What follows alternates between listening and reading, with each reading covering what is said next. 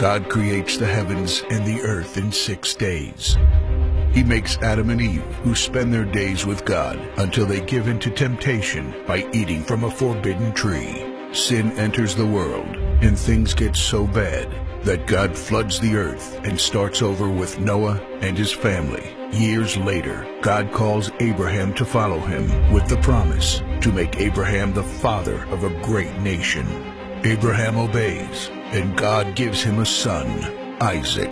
Isaac's son Jacob has 12 sons. Joseph, Jacob's favorite, becomes second in command of Egypt.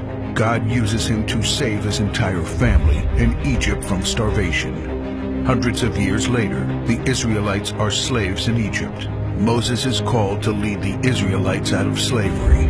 Joshua takes over after Moses and leads the people into the promised land. After Joshua, God raises up judges, temporary military leaders like Deborah, Gideon, and Samson, who protect and fight for God's people. The people tire of this leadership, and they call for a king. God gives Israel King Saul, King David, and then King Solomon. But it's all downhill from here. The people rebel.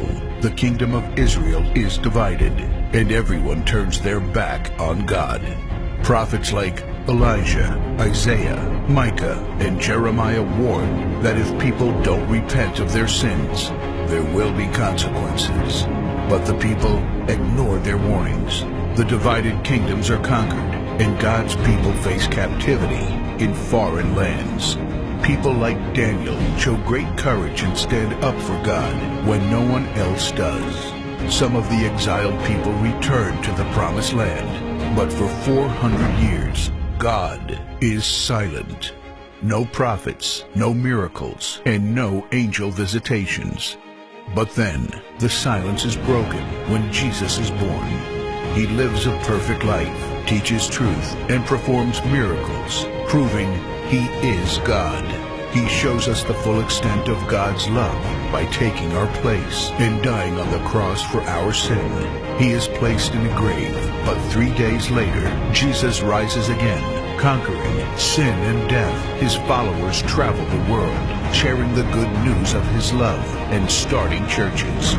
We now are part of this story, and we have the chance to change the world and share His love, because one day He will crack open the sky and He will return.